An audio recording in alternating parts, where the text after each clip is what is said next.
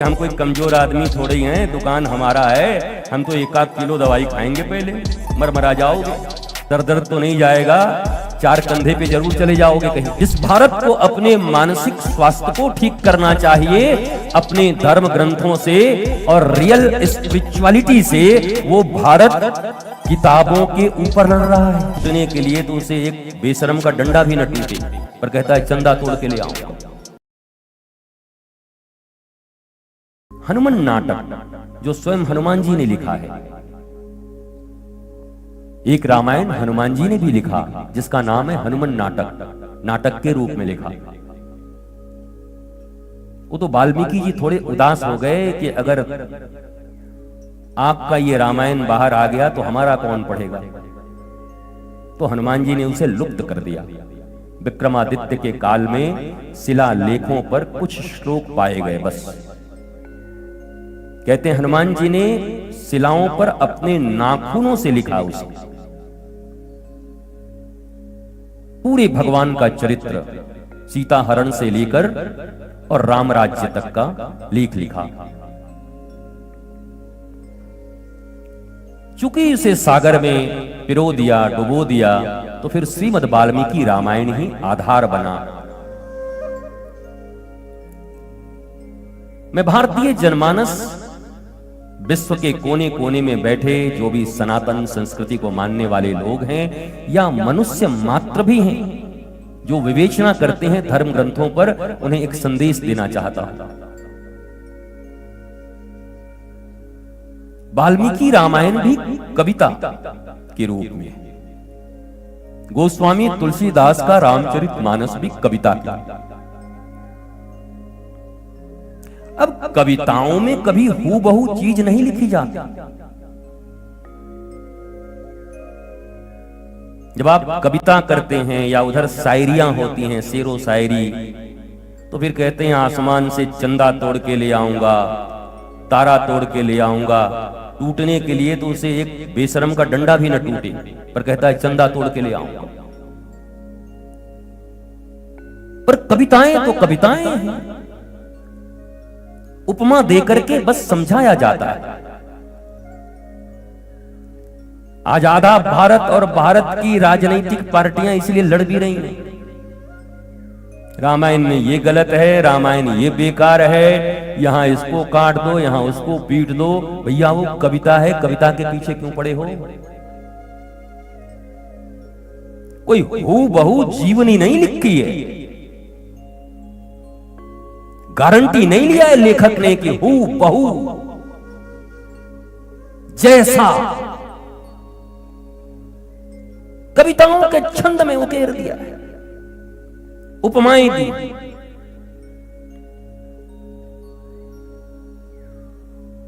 जिस भारत को अपने मानसिक स्वास्थ्य को ठीक करना चाहिए अपने धर्म ग्रंथों से और रियल स्पिरिचुअलिटी से, वो भारत किताबों के ऊपर लड़ रहा है, विद्वता दिखा रहा है।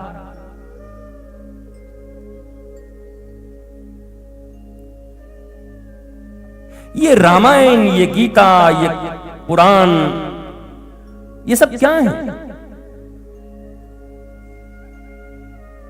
ये मेडिकल हॉल, मेडिकल की दुकानें, मेडिसिन की दुकानें देखा है आपने? जाते होगे लेने एक्सरीडॉन।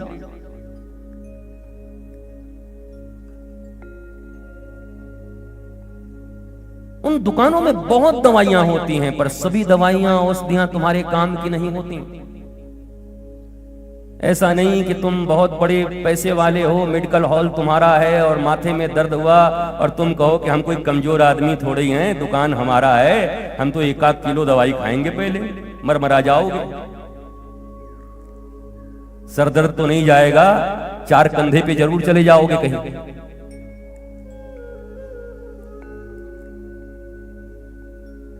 हजारों लाखों दवाइयों के बीच से एक कुशल डॉक्टर या वैद्य के पास जाते हैं, डायग्नोस्टिक सेंटर में जाते हैं, डायग्नोस किया जाता है हमारे ब्लड से, हमारे शरीर के और चीजों से। फिर जो रोग डायग्नोस होके आता है, उस रोग के अध्ययन करता जिन्हें वैद्य या डॉक्टर कहते हैं, वो उस आधार पर 2-4 दवाइयां तुम्हें लिखते हैं, मेडिकल हॉल में जाते हो, उसे लेते हो, खाकर 2-3 दिन में स्वस्थ हो जाते हो।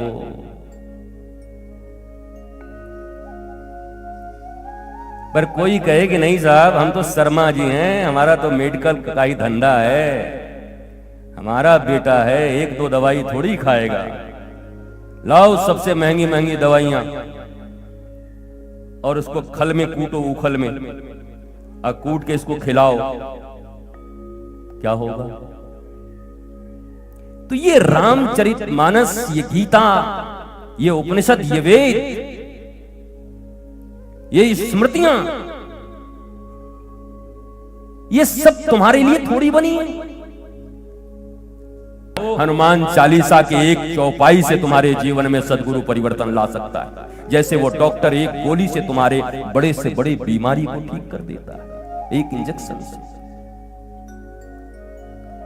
पर हम तो रटे ही जा रहे हैं, धड़ धड़ धड़ धड़ धड़।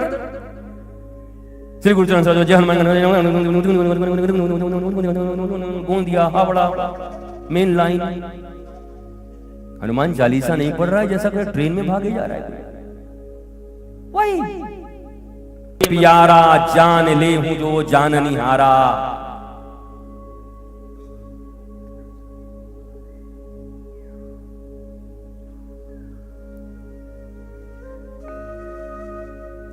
तो कौन सा श्लोक है, वो कौन सी चौपाई है, वो कौन से दोहे हैं जो तुम्हारे जीवन में गुणात्मक परिवर्तन ला सकते हैं? मैं तुम्हें विश्वास दिलाता हूं, तुम 3 दिन सिर्फ मेरे साथ बैठो और इन 40 चौपाइयों में से एक चौपाई तुम्हारे काम की होगी, उसे अपने जेब में रखना और आने वाले 1-8 महीने के भीतर ही आनंदित जीवन लेकर के और श्री आनंदम में फोन करना कि महाराज को कह देना कि हमारा जीवन अब मौज में है, हम आनंदित हैं, गोंदिया में आनंद ही आनंद फैल गया।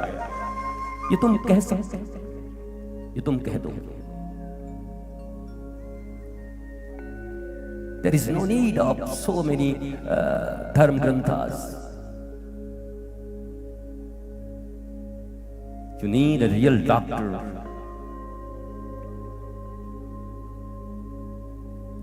एक ईमानदार, ऑनेस्ट डॉक्टर चाहिए तुमको। और ये जो कथा व्यास देख रहे हो ना, ये व्यास गादी, ये यहीं बैठते हैं वो डॉक्टर।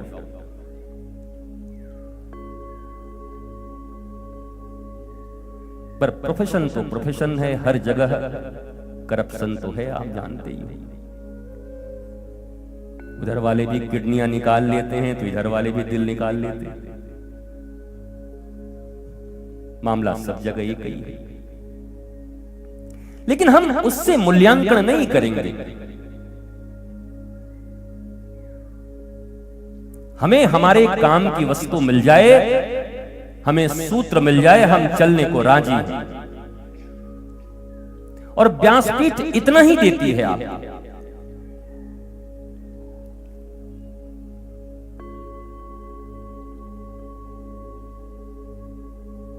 सबरी की नौधा भक्ति में कितनी प्यारी बात भगवान श्री राम ने कही। प्रथम भगति संतन कर संगा, द्वितीय रतिमम कथा प्रसंगा, गुरुपद पंकज सेवा, तीसरी भक्ति अमान। बोला प्रथम भक्ति संतन कर संगा, बोला कहाँ गए थे? बोला प्रफुल्ल जी ने और वर्षा जी ने कथा आयोजित की थी, हम उसी पांडाल में गए थे। बोला फिर क्या हुआ? बोला एक संत जी आए थे, उनके साथ बैठना हुआ, 1-2 दिन हमने सुना उनको। बोला फिर क्या हुआ? बोला प्रथम भक्ति संतन कर संगा। बोला फिर क्या हुआ? बोला बात तो ठीक ठाक शुरू कर रहे थे, दिल लगता गया। द्वितीय रतिमम कथा प्रसंगा। बोला फिर क्या हुआ उसके बाद? बोला प्रसंग में इतना आनंद आ गया कि अपनी भी कमजोरी सामने आ गई। फिर क्या हुआ? बोला गुरुपद पंकज सेवा। अब वो संत न रहे, अब तो हमारे लिए गुरुदेव हो गए और हमने एक सौगंध ले लिया। क्या ले लिया? कि तीसरी भक्ति अमान। जितने लोगों ने गुरु ग्रहण किया होगा उनके लिए भी एक वार्निंग है, जरा सुन लेना। क्योंकि हनुमान चालीसा वास्तव में हनुमान चालीसा नहीं है। गोस्वामी जी ने बहुत प्रयत्न किया लिखने को, लिखते थे और हनुमान जी मिटा देते थे। गोस्वामी जी ने कहा महाराज अगर तुम ऐसा काम करोगे, तुम तो बोलते हो साधु संत के तुम रखवारे, और तुम ही हमारे पीछे पड़ गए हो, बोला तुम गड़बड़ आदमी हो। बोला हम गड़बड़ आदमी? बोला हाँ, तुमको पता है कि हमारा गुणगान अगर कोई करे तो हम सुनने को राजी नहीं हैं। मुझसे कोई काम अगर कराना हो तो राम का गुणगान करो, अगर भूलकर मेरा गुणगान किए तो तुम्हारा तो काम गया, तुम काम से गए।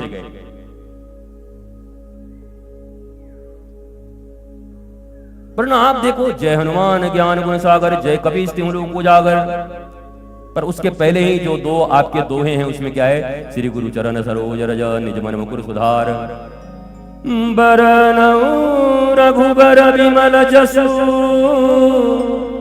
जो दायक फल चार। नाम हनुमान चालीसा, और कह रहे हैं रघुबर विमल जस। विमल यश किसका गाया जा रहा है? रघुबर का। तो ये रघुबर चालीसा है कि हनुमान चालीसा है? अरे हम हनुमान जी का विमल यश गाएंगे, उनकी कीर्ति गाएंगे, पर हनुमान जी ने गोस्वामी तुलसीदास को लिखने ही नहीं दिया। जब लिखे तब बाधा पैदा कर दें। एक दिन जब पूछा गोसाई जी ने कि क्या कारण है, कुछ तो बताओ। बोला अगर सचमुच लिखना चाहते हो तो खबरदार रघुनाथ का विमल यश और कीर्ति का गान करो, तब तो लिखने दूंगा, नहीं तो लिखने नहीं दूंगा। इसलिए प्रारंभ किया श्री गुरु चरण सरोज रज, निज मन मुकुर सुधार, वरनौ रघुबर विमल जसु, जो दायक फल चार। प्रारंभ किया श्री गुरु चरण सरोज रज।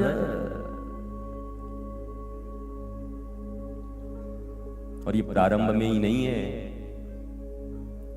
बीच में भी जब जाओगे तो एक बड़ी प्यारी सी चौपाई और मिलेगी। जय जय जय हनुमान गोसाई, कृपा करऊं गुरुदेव की नाई। हनुमान जी से हनुमान जी का भक्त कहता है मेरे ऊपर कृपा करो। हनुमान जी ने कहा कैसी कृपा? मैं कैसी कृपा करूं? माता की तरह करूं, पिता की तरह करूं, भाई की तरह करूं, बहन की तरह करूं, मित्र की तरह करूं, मंत्री जी की तरह करूं, संतरी जी की तरह करूं, अधिकारी की तरह करूं, किसकी तरह करूं? बोला नहीं चलेगा। बोला माँ की तरह भी नहीं? बोला नहीं चलेगा। पिता की तरह भी नहीं चलेगा। हनुमान जी ने कहा राम जी की तरह, भक्त ने कहा राम जी की तरह।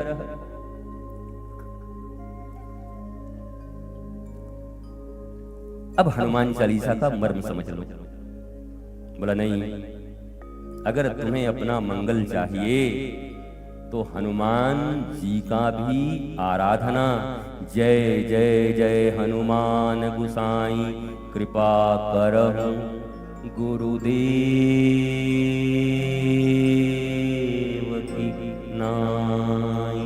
कृपा करहु मम्मी की नाई, कृपा करहु पापा की नाई, कृपा करहु काका की नाई, कृपा करहु मंत्री जी की नाई, कृपा करहु डीएम साहब की नाई, कृपा करहु राम जी के नाई, कृपा करहु कृष्ण जी के नाई। बोला नहीं चलेगा। कृपा करहु गुरुदेव की नाई।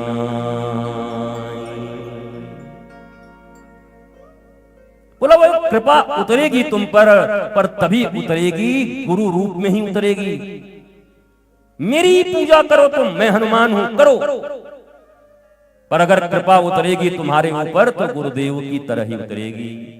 जैसे गुरु अपने शिष्य के ऊपर कृपा करता है,